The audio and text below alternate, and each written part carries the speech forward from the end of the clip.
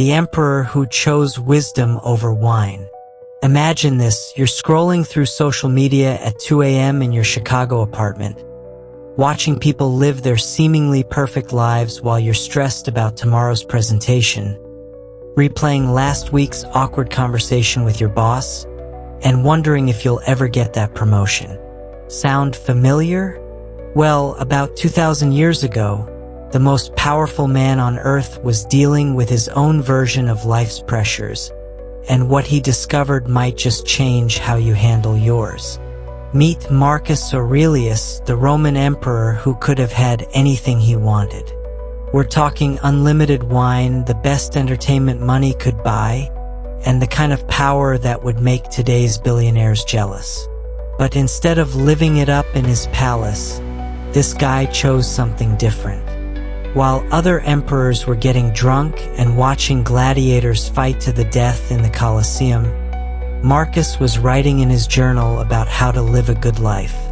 He believed he had a job to do, serving humanity, and he took that seriously. But here's the thing that makes Marcus Aurelius so relevant to us today. He figured out that to do what really mattered, he had to stop caring about things that didn't matter. And trust me, there were a lot of those things. Just like us, he was surrounded by distractions, pressures, and situations he couldn't control. This brings us to one of the most powerful ideas in Stoic philosophy: the difference between what we can control and what we can't. Think about your typical day. How much energy do you spend worrying about your coworker's opinion of you? How often do you replay conversations, wishing you'd said something different? How many hours do you lose sleep thinking about what might go wrong tomorrow? Here's what Marcus and the other Stoics realized. Most of the things we stress about aren't actually up to us.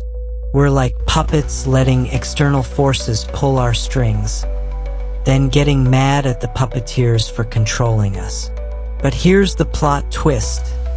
We're the ones who handed them the strings in the first place. When life starts hurting, it's usually because we're caring about the wrong things. We're investing our emotional energy in outcomes we can't control, people we can't change, and events we can't prevent. It's like trying to control the weather by yelling at the clouds. Exhausting and completely pointless. But what if I told you there's a different way? What if instead of being tossed around by every external force, you could find that inner calm that Marcus Aurelius had, even while running an empire during a plague? What if you could learn to care less about the things that don't deserve your energy, so you can focus on what actually matters? Today, we're going to explore exactly how to do that by looking at the 3 areas where we most often misplace our care: our anxiety about the future, our obsession with the past, and our resistance to what's happening right now. 1. Stop worrying about things that haven't happened yet. Let me tell you about Sarah, a marketing manager in downtown Manhattan. Every Sunday night, she lies awake until 3 a.m., her mind racing through Monday's possibilities. What if her presentation bombs? What if her boss hates the new campaign? What if the client cancels their contract? What if she gets fired? What if she can't pay rent? What if she ends up homeless? By the time her alarm goes off, she's already lived through 17 different disaster scenarios, none of which have actually happened. Sound familiar? If you're nodding your head right now, you're experiencing what the ancient Roman philosopher Seneca called suffering more in imagination than in reality. And here's the kicker: Sarah's Monday presentation went perfectly fine. Her boss loved the campaign. The client signed a bigger contract. But Sarah had already tortured herself for hours over problems that existed only in her head. This is exactly what Marcus Aurelius was talking about when he wrote about the future. Our imagination, that incredible human gift that allows us to plan and dream, can also become our worst enemy when it starts inventing catastrophes that will probably never happen. We become fortune tellers of doom, predicting the worst possible outcomes and then living as if they're already real. Think about your own life for a moment. How much time did you spend this week worrying about things that haven't happened yet? Maybe you're stressed about a job interview next month, anxious about a medical test result, or losing sleep over whether your relationship will work out. You're essentially time traveling to a future that doesn't exist and bringing back all the pain and anxiety as if it were happening right now. Marcus Aurelius understood this trap better than anyone. As emperor, he had genuine reasons to worry about the future wars, plagues, political conspiracies, the fate of millions of people. But instead of letting these concerns consume him, he developed a different approach. In his personal journal, which we now call Meditations, he wrote, "Never let the future disturb you. You will meet it, if you have to, with the same weapons of reason which today arm you against the present." Let's break this down because it's absolutely brilliant. Marcus is telling us that if we can handle today, and clearly we can since we're still here, then we can handle whatever tomorrow brings. But the key insight is this: the future only bothers us because we think about it. The future doesn't actually exist outside our minds. It's not pressing down on us with its weight. We're creating that weight in our thoughts right now. Consider Jake, a software developer in Austin, Texas. He spent 3 months in 2020 convinced that artificial intelligence would make his job obsolete within 5 years. He couldn't sleep, couldn't focus at work, and started having panic attacks. He researched doomsday scenarios, read every article about AI replacing programmers, and made himself miserable over a future that might never come to pass. Meanwhile, his actual present, his current job, his relationships, his health suffered because all his mental energy was tied up in imaginary problems. The irony is staggering. Jake was so worried about potentially losing his job in the future that he was performing poorly at his actual job in the present. He was creating the very problem he was afraid of just 5 years earlier than he predicted. This is what Marcus Aurelius meant when he said it's not the weight of the future pressing upon us, but the weight of the present alone. The misery we feel about the future is happening right now in this moment because of how we're thinking about it. When the future actually arrives, it won't be the future anymore. It'll be the present, and we'll deal with it then. But let's get practical here. I'm not suggesting we never plan for the future or prepare for potential challenges. Marcus Aurelius wasn't advocating for reckless abandon. He was a strategic leader who had to make long-term decisions for an entire empire. The difference is between prudent preparation and anxious rumination. Prudent preparation looks like this. Lisa, a teacher in Denver, knows that budget cuts might affect her school district next year. So she updates her resume, networks with other educators, and maybe takes an online course to expand her skills. She takes concrete action based on available information, then moves on with her day. Anxious rumination looks like this. Lisa spends every evening imagining worst-case scenarios. She pictures herself unemployed, unable to find another teaching job, losing her house, disappointing her family. She creates elaborate mental movies of everything that could go wrong, none of which help her actually prepare for anything. See the difference? One approach involves taking reasonable action in the present moment. The other involves mental time travel to a fictional future disaster. Marcus Aurelius had another powerful technique for dealing with future anxiety. He would remind himself to focus on what he could actually control right now in this moment. He couldn't control whether barbarian tribes would invade the empire next year, but he could control how well he trained his armies today. He couldn't control whether a plague would spread, but he could control how he prepared his city's medical resources. This principle applies perfectly to modern life. You can't control whether your company will downsize next quarter, but you can control how well you perform your current responsibilities.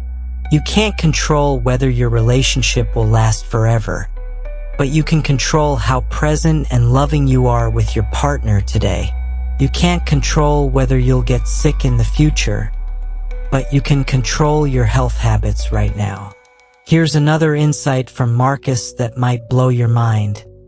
He pointed out that when we worry about the future, we're actually showing a lack of faith in ourselves.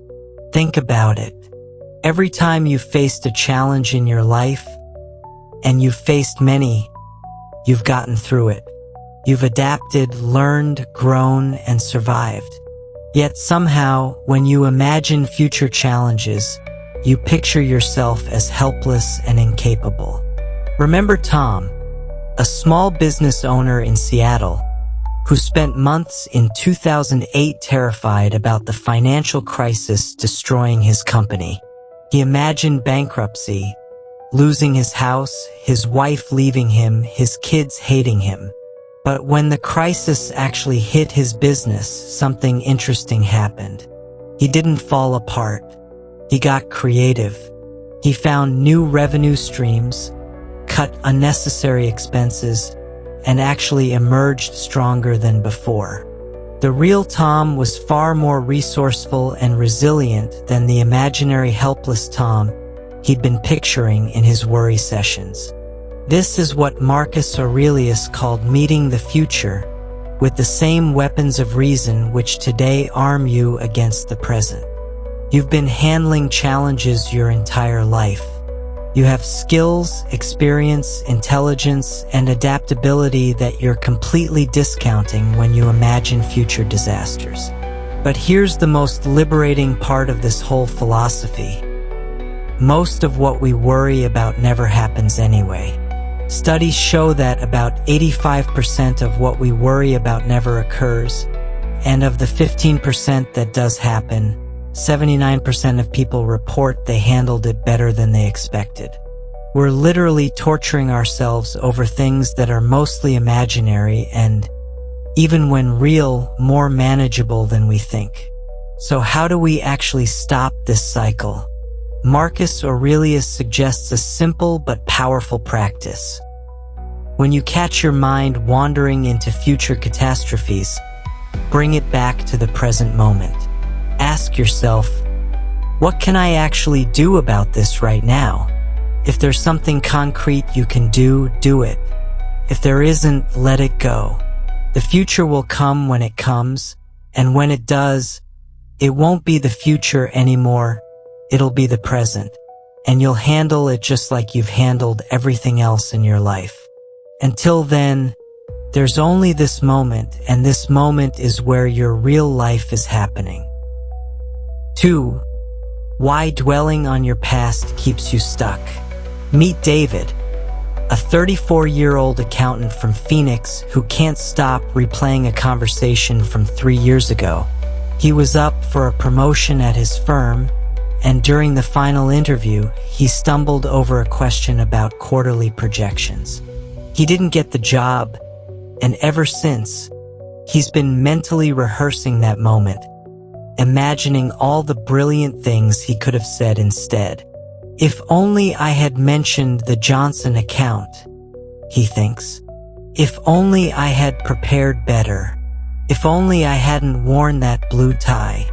David has lived that 15-minute interview thousands of times in his head. Each replay more perfect than the last, and each one completely pointless. Here's what David doesn't realize. He's trying to control something that's already gone. He's attempting to rewrite history through mental repetition, as if thinking about it enough times will somehow change what happened. But the past isn't a rough draft that can be edited. It's a published book that's already been distributed to the world. Marcus Aurelius understood this human tendency to get trapped in yesterday's pain. In his Meditations, he wrote, "Remember that man lives only in the present, in this fleeting instant. All the rest of his life is either past and gone, or not yet revealed. Short, therefore, is man's life, and narrow is the corner of the earth wherein he dwells. Yet despite this narrow corner being the only place we can actually operate, we spend enormous amounts of energy trying to work in territories that don't exist anymore. The past, as Marcus put it, signifies as much as nothing and is at present indifferent. This doesn't mean past events don't influence our present, or of course they do. It doesn't mean we can't learn from our experiences, or of course we can. What it means is that we cannot work with the past itself. We can't change it, fix it, or improve it. It's out of our reach, like trying to catch smoke with our bare hands. But here's where it gets even more frustrating. Our memories of the past are probably wrong anyway. Think about it. You remember events from your personal perspective, colored by your emotions at the time, filtered through years of subsequent experiences, and influenced by how you've told the story to yourself and others. Other people who were there remember it differently. Security cameras would show something else entirely. The past you're dwelling on might not even be accurate. Consider Maria, a graphic designer in Miami, who's been carrying guilt for 20 years about missing her grandmother's last birthday party. She was 22, working late on a project, and chose work over family. In her memory, her grandmother looked devastated when she called to say she couldn't make it. Maria has replayed this moment countless times, each replay confirming her guilt and reinforcing her belief that she was a terrible granddaughter. But here's what Maria doesn't know.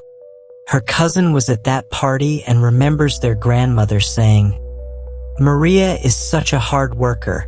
I'm so proud of her dedication." Her grandmother wasn't devastated. She was proud. But Maria's guilt has rewritten the memory. And now she's torturing herself over a version of events that may never have happened the way she remembers. This is the cruel irony of dwelling on the past. Not only are we trying to control something that's impossible to control, but we're often trying to control something that isn't even real. We're shadow boxing with ghosts, fighting battles that were never fought, carrying burdens that were never ours to carry. Marcus Aurelius had a different approach to past events, one that's both practical and liberating. Instead of asking, "Why did this happen to me?" or "How could I have done this differently?" he asked, "How can I use this experience to become stronger?" He wrote, "It's unfortunate that this has happened.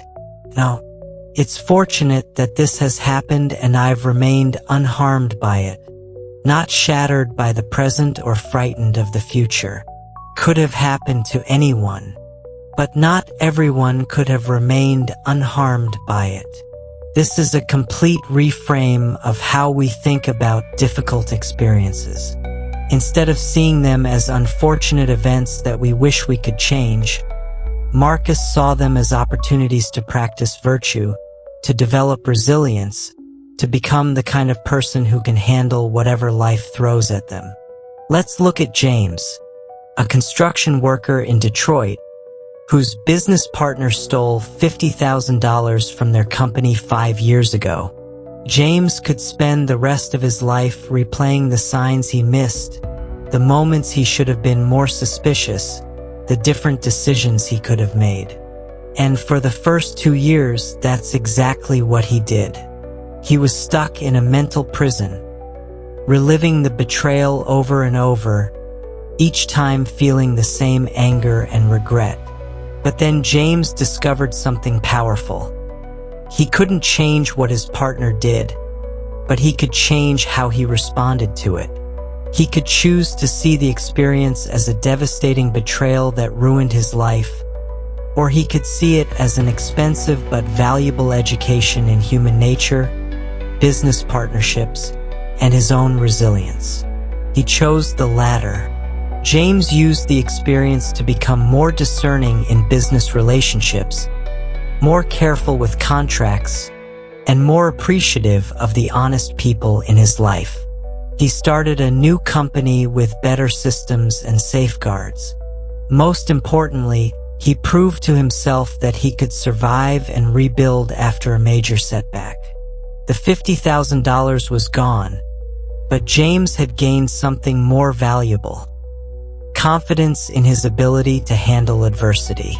This is what Marcus Aurelius meant when he said we should focus on our reaction to past events rather than the events themselves. We can't control what happened, but we can control what we do with what happened. We can't rewrite history, but we can write our future. But let's be honest, this is easier said than done. Our brains are wired to ruminate, especially about negative experiences. There's actually an evolutionary reason for this. Our ancestors who carefully analyzed past dangers and mistakes were more likely to survive future threats. The problem is that our modern brains are still running this ancient software, treating a failed job interview like a saber-toothed tiger attack. So how do we break free from this mental prison? Marcus Aurelius offers several practical strategies. First, accept that the past is gone. This sounds obvious, but most people live as if the past is still happening. They carry it around like a heavy backpack, constantly adding new weight instead of setting it down. Accepting that the past is gone means truly understanding that no amount of mental energy will change what happened. It's like accepting that winter is over when spring arrives. You don't keep trying to make it snow. Second, focus on what you learned rather than what you lost. Every difficult experience teaches us something about ourselves, other people, or how the world works. Rachel, a teacher in Portland, was devastated when her fiancé left her 3 weeks before their wedding. She spent months replaying their relationship, analyzing every conversation, wondering what she could have done differently. But eventually, she shifted her focus to what the experience taught her about her own strength, her capacity for love, and what she really wanted in a partner. The pain of the breakup became the foundation for a healthier, happier relationship with someone else. Third, recognize that dwelling on the past is a choice. This might be the most important insight of all. You're not a victim of your memories. You're choosing to revisit them. Every time you replay that embarrassing moment from high school, that argument with your ex, or that mistake at work, you're making a conscious decision to go back there. And if it's a choice, that means you can make a different choice. Marcus Aurelius understood that we often use past pain as an excuse to avoid present responsibility. It's easier to say, I can't succeed because of what happened to me, than to say, I choose to succeed despite what happened to me. The past becomes a comfortable prison where we can avoid the uncertainty and effort required to build a better future. But here's the liberating truth. Your past doesn't define you unless you let it. You are not your mistakes, your failures, your disappointments, or your traumas. You are the person who experienced those things and chose how to respond to them. You are the author of your story, not just a character in someone else's. Consider the story of Marcus Aurelius himself.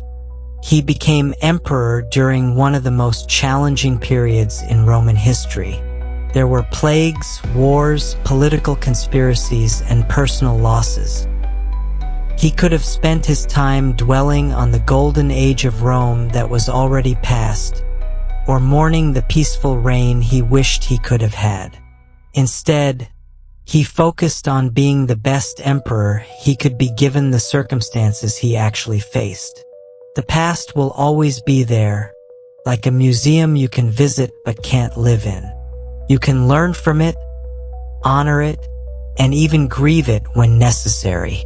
But you can't change it, control it, or improve it. The only moment you can actually work with is this one, right now, and what you choose to do with the lessons your past has taught you. Your past is not your prison unless you choose to make it one. And if you've been dwelling there, remember this. The door has always been unlocked. You just have to choose to walk through it. 3. How to handle whatever life throws at you right now. It's 9:47 a.m. on a Tuesday morning in downtown Los Angeles, and Jennifer's world is falling apart. Her laptop just crashed with 3 hours of unsaved work. Her car is in the shop for the 3rd time this month. Her landlord just raised her rent by $400, and she just got a text from her boyfriend saying they need to talk tonight. She's standing in a Starbucks, fighting back tears, wondering why everything bad happens to her at once. This is the present moment, not the sanitized, Instagram-worthy version we pretend to live, but the messy, unpredictable, often overwhelming reality that Marcus Aurelius called the narrow field we have access to. Unlike the past we can't change or the future we can't predict, the present is where we actually live. It's also where we do most of our suffering, not because of what's happening, but because of how we react to what's happening. Marcus Aurelius knew something about difficult present moments. He was literally running an empire during a plague, dealing with wars on multiple fronts, managing political conspiracies, and facing personal losses. Yet instead of being crushed by these circumstances, he developed a philosophy that turned every challenge into an opportunity for growth. His secret: he understood that while he couldn't control what fortune threw at him, he could absolutely control how he caught it. But here's what makes handling the present moment so tricky. We typically make 3 fundamental mistakes that turn manageable situations into unnecessary suffering. First, we resist what's already happening, fighting against reality like it's somehow going to change because we don't like it. Second, we cling desperately to the good things we have, living in constant fear of losing them. And third, we see adversity as something that happens to us rather than something that happens for us, missing the opportunity to grow stronger through our challenges. Marcus Aurelius mastered all 3 of these areas, and his insights can transform how you handle whatever life throws at you right now. Let's explore each one. Stop fighting what's already happening, resistance to current reality. Jennifer's first instinct in that Starbucks was to fight. Not physically, of course, but mentally and emotionally. She was resisting her reality with every fiber of her being. This shouldn't be happening, she thought.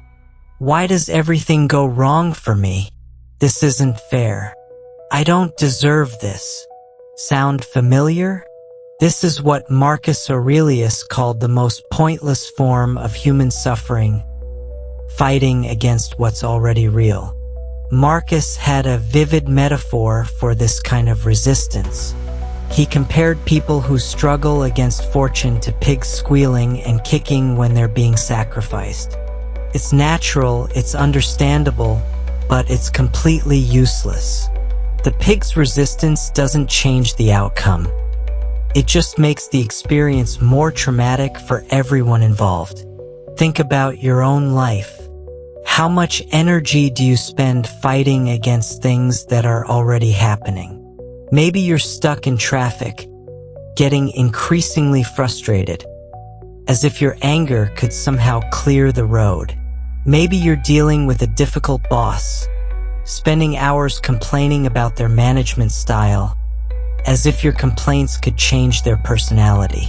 Maybe you're facing a health issue and raging against the unfairness of it all, as if the universe owes you perfect health. Here's what Marcus Aurelius realized through years of dealing with crises. Resistance to reality is not just useless, it's actively harmful. When we fight against what's already happening, we're using energy that could be spent dealing with the situation. We're making ourselves miserable over circumstances that might be temporary, manageable, or even beneficial in ways we can't yet see. Consider Mike, a restaurant manager in Chicago, whose establishment was forced to close during the 2020 pandemic. His first reaction was pure resistance. This wasn't fair. This wasn't his fault. This shouldn't be happening. He spent weeks angry at politicians, at the virus, at customers who weren't ordering takeout, at the universe itself. But his anger didn't reopen his restaurant or pay his bills. Every hour he spent raging against the pandemic was an hour he wasn't spending figuring out how to adapt to it. The turning point came when Mike's wife asked him a simple question. How is being angry helping us right now? He realized it wasn't. His resistance was actually making things worse. He was so busy fighting against the reality of the pandemic that he wasn't dealing with the reality of the pandemic. Marcus Aurelius wrote, "We must accept the ways of nature, embrace them, and focus on dealing with them instead of wasting our energy being disgusted by or clinging to our circumstances." This doesn't mean becoming passive or giving up. It means stopping the internal war against reality so you can focus your energy on working with reality. When Mike finally accepted that the pandemic was happening, not that he liked it, not that he agreed with it, but that it was real, everything changed. He pivoted to delivery and takeout, started offering cooking classes online, and began selling his signature sauces retail. By the time restrictions lifted, his business was stronger and more diversified than before. The pandemic didn't become a good thing, but Mike's acceptance of it created good outcomes. This principle applies to every area of life. Sarah, a teacher in Denver, spent months fighting against her school district's new curriculum requirements. She complained to colleagues, wrote angry emails to administrators, and made herself miserable over policies she couldn't change. Her resistance didn't change the curriculum, but it did make her a less effective teacher and a more stressed person. Everything shifted when Sarah stopped asking, "Why are they making us do this?" and started asking, "Given that we have to do this, how can I do it well?" She found creative ways to integrate the new requirements with her teaching style. She collaborated with other teachers to share resources and strategies. She even discovered that some of the new requirements actually improved her students' learning outcomes. Her acceptance didn't make the changes perfect, but it made them workable. The key insight here is that acceptance doesn't mean approval. You don't have to like what's happening to stop fighting against it.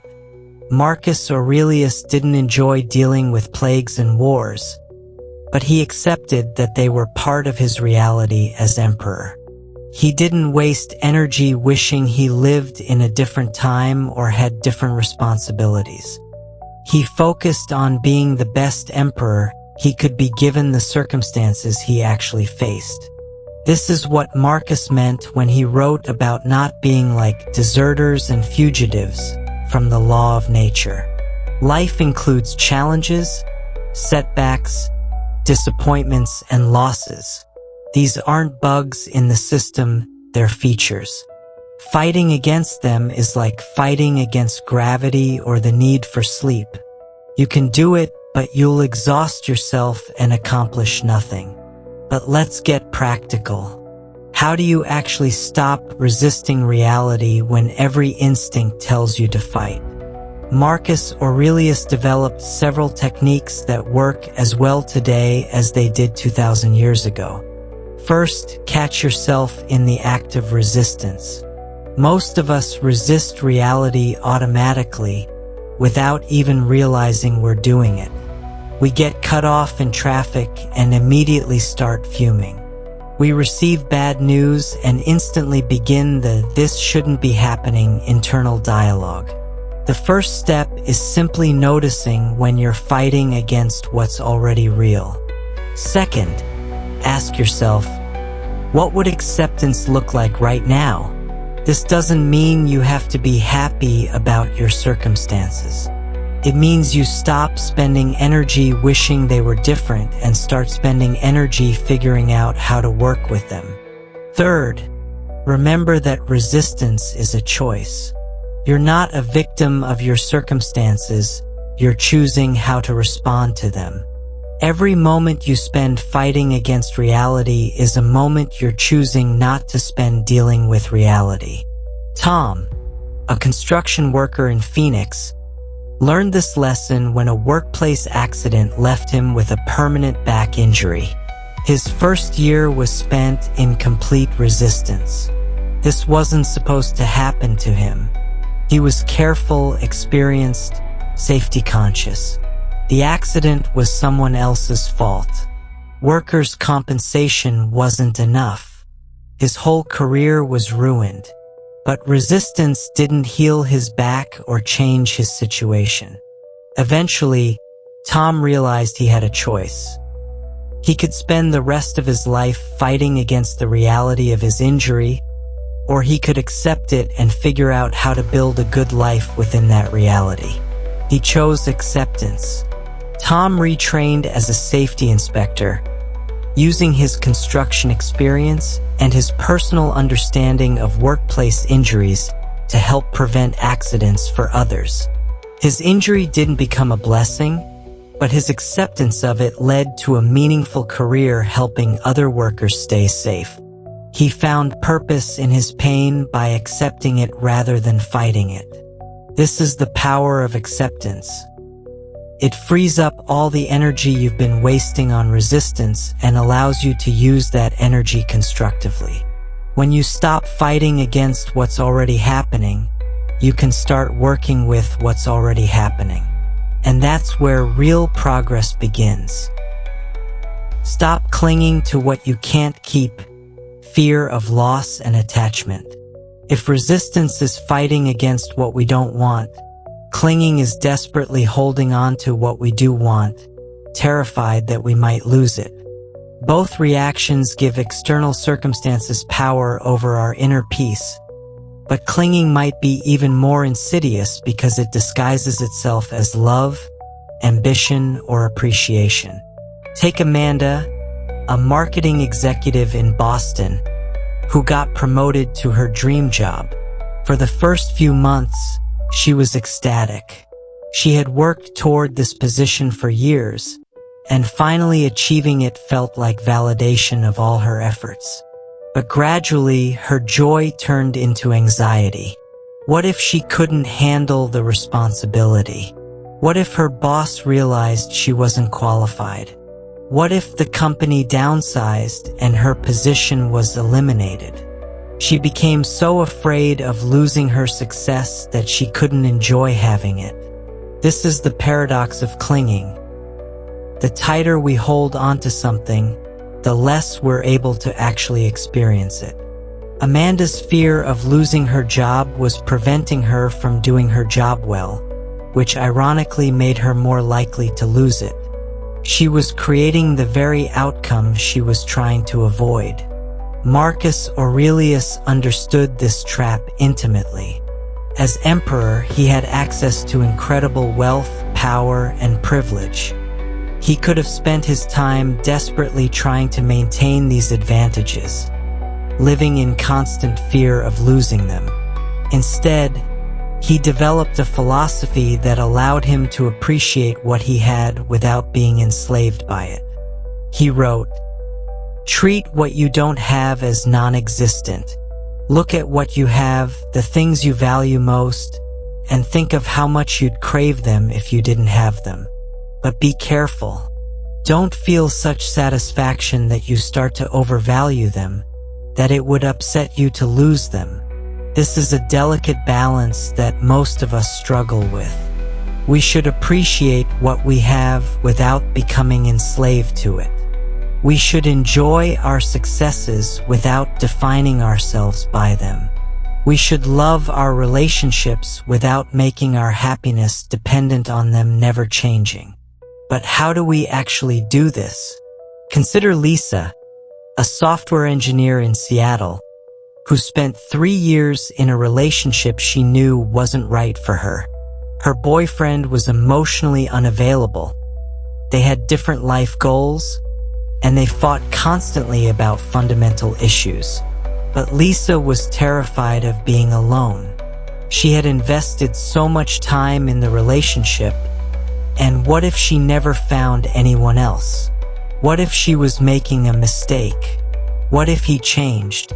Lisa was clinging to a relationship that was making her miserable because she was more afraid of losing what she had than she was unhappy with what she had.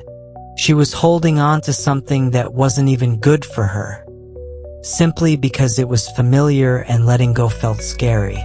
The breakthrough came when Lisa realized that her fear of loss was preventing her from having what she actually wanted.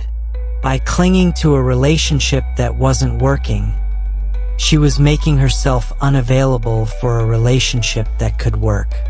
Her attachment to the wrong person was blocking her path to the right person. Marcus Aurelius would have recognized Lisa's dilemma. He wrote extensively about the difference between appreciating something and being attached to it. Appreciation allows us to fully experience and enjoy what we have. Attachment makes us prisoners of what we have, living in constant fear of loss. This principle applies to every area of life. David, a small business owner in Austin, built a successful consulting firm over 15 years.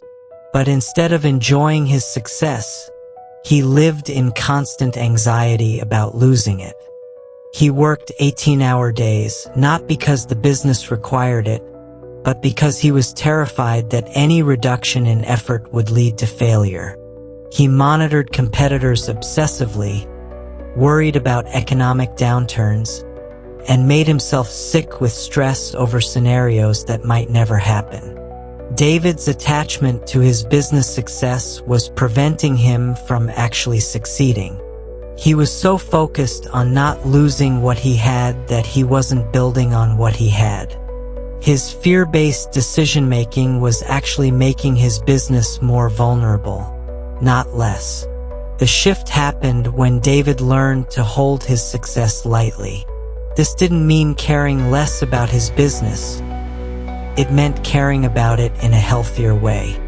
He started making decisions based on what would be best for the business long-term, not what would minimize his anxiety short-term.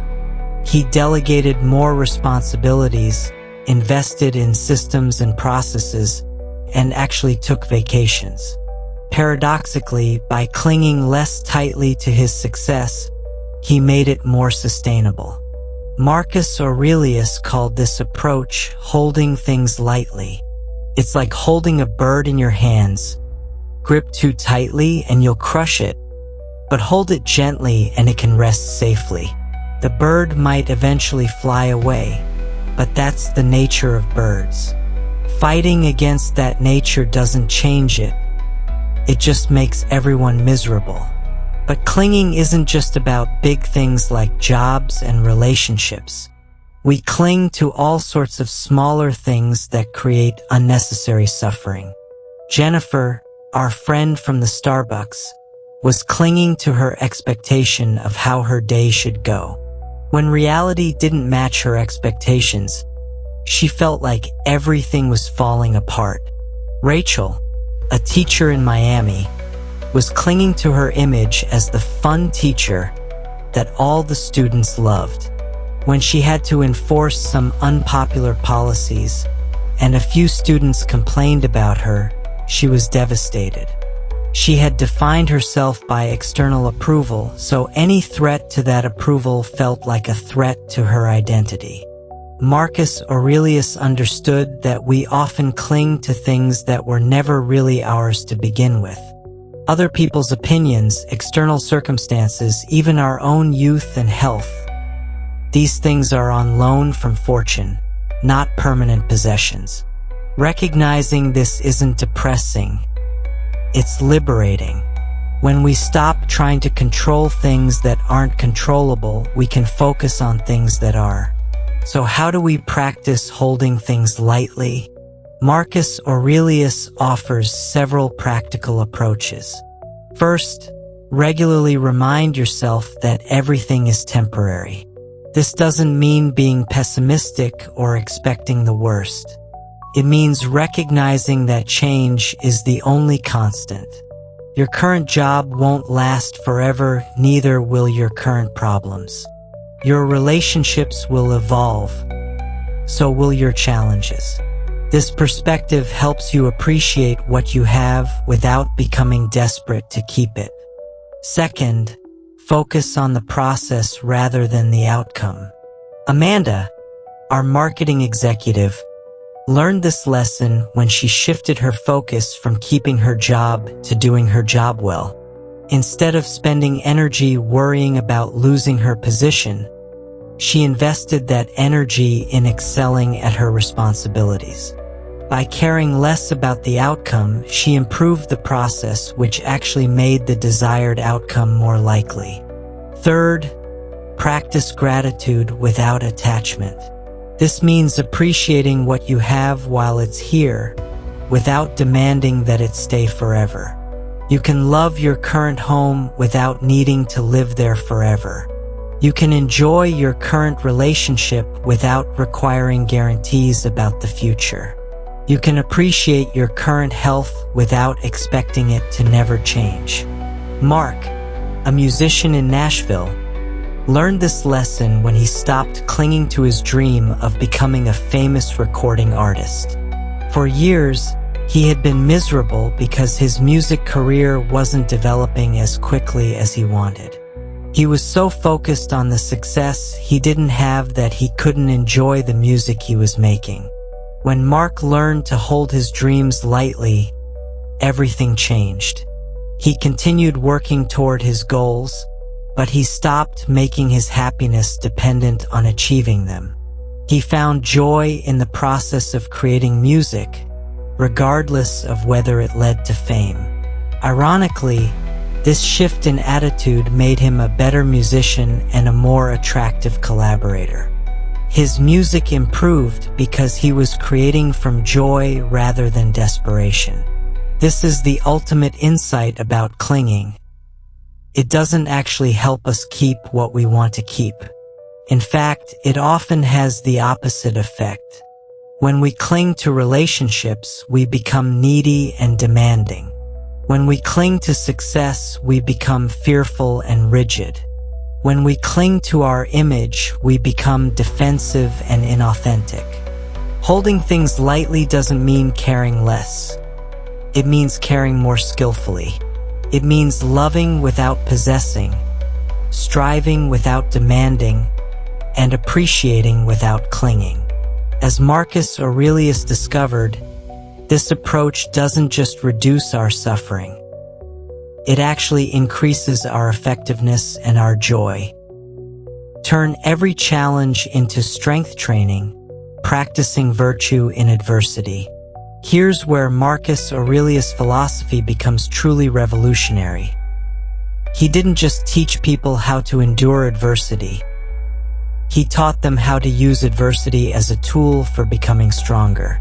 Every challenge, setback, or difficult situation became an opportunity to practice virtue, to develop character, and to prove to himself that he was more resilient than his circumstances. This wasn't just positive thinking or trying to find silver linings. This was a fundamental reframe of what adversity means and what it's for. Instead of seeing challenges as obstacles to happiness, Marcus saw them as the raw material for building the kind of person who could be happy regardless of circumstances. Consider Carlos, a construction worker in Houston, who was diagnosed with diabetes at age 35. His initial reaction was anger and self-pity. Why him? Why now? He had always been healthy, worked hard, and tried to do right by his family. Felt like a cosmic injustice. He spent months in what Marcus Aurelius would have called squealing pig mode, fighting against a reality he couldn't change, making himself and everyone around him miserable. But then something shifted. Carlos began to see his diagnosis not as a punishment, but as a challenge. What kind of person did he want to be in response to this situation? Did he want to be someone who let a medical condition define and defeat him, or someone who used it as motivation to become healthier and stronger? Carlos chose strength.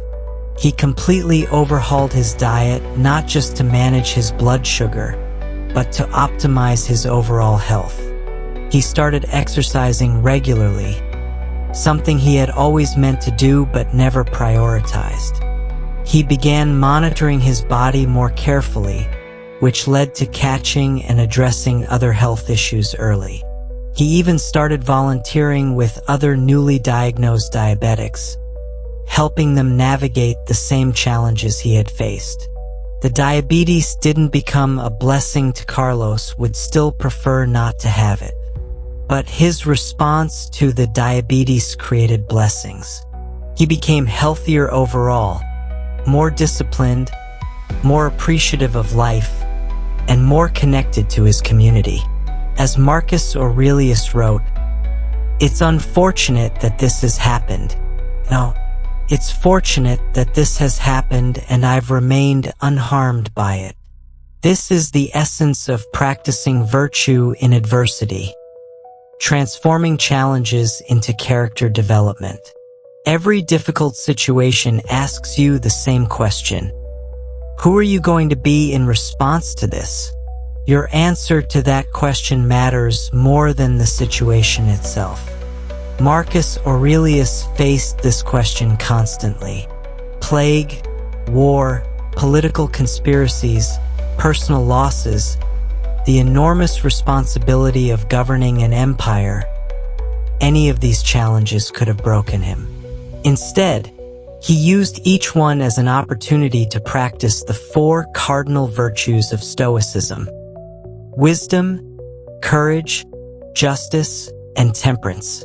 When facing the Antonine Plague, he practiced wisdom by learning from medical experts and implementing public health measures. He practiced courage by staying in Rome when he could have fled to safety. He practiced justice by ensuring resources were distributed fairly during the crisis. He practiced temperance by maintaining his personal discipline and not letting the stress drive him to excess. Each challenge became a gymnasium for his character. The worse the situation, the better the workout. This wasn't masochism or seeking out suffering. It was recognizing that since suffering is inevitable, we might as well use it constructively. Let's look at Maria, a graphic designer in Denver, whose freelance business collapsed during an economic downturn. She lost most of her clients within 3 months, burned through her savings, and had to move back in with her parents at age 32. From the outside, this looked like complete failure. From the inside, it felt devastating. But Maria decided to treat this setback as a masterclass in resilience. What could she learn from this experience? How could she use it to become stronger and more prepared for future challenges? She used the forced downtime to develop new skills, learning web development and digital marketing. She analyzed what had made her business vulnerable and developed strategies to diversify her income streams. She strengthened her relationships with family and friends who supported her during the difficult time. She even started a blog about freelancing and financial resilience, sharing her experiences to help others avoid similar pitfalls. When the economy recovered, Maria didn't just rebuild her business. She built a better business. She had multiple income streams, stronger financial reserves, better client relationships, and most importantly, confidence in her ability to handle whatever challenges came next. The failure had become the foundation for greater success. This is what Marcus Aurelius meant when he wrote about adversity as an opportunity to practice virtue and apply Stoic philosophy to real life. The art of living isn't about how amazing and fortunate our external circumstances are. It's about how we face the events we meet. But let's be practical about this. How do you actually turn challenges into character development? Marcus Aurelius developed several specific approaches that work as well today as they did in ancient Rome. First, ask yourself what virtue this situation is asking you to practice. Is it patience, courage, wisdom, perseverance, justice? Every challenge is an invitation to develop a specific strength. Instead of asking, "Why is this happening to me?" ask, "What is this teaching me?" James, a teacher in Phoenix, learned this when his school district implemented massive budget cuts that eliminated his position after 15 years. His first instinct was bitterness and resentment. But then he asked himself what virtue this situation was calling for. The answer was courage, the courage to reinvent himself professionally, to take risks, to believe in his ability to create a new path. James used his teaching skills to start a tutoring business, then expanded into educational consulting. He developed online courses for other teachers facing similar transitions. He even wrote a book about career resilience in education. The job loss that initially felt like an ending became the beginning of a more fulfilling and financially successful career. Second, focus on what you can control in the situation. In every challenge, there are elements you can't control and elements you can. Virtue lies in maximizing your influence over the controllable elements while accepting the uncontrollable ones. When Sandra, a small business owner in Portland, discovered that her business partner had been embezzling money, she couldn't control what had already been stolen or the legal consequences he would face. But she could control how she responded to the situation. She could choose to let it destroy her trust in people, or she could use it to develop better systems and judgment. She chose growth over bitterness. Sandra implemented stronger financial controls, learned to spot red flags in business relationships, and actually became a consultant helping other small businesses avoid similar problems. The betrayal that could have ended her business became the expertise that expanded it. Third, remember that your response to adversity is being watched by your family, your colleagues, your community, and most importantly, by yourself.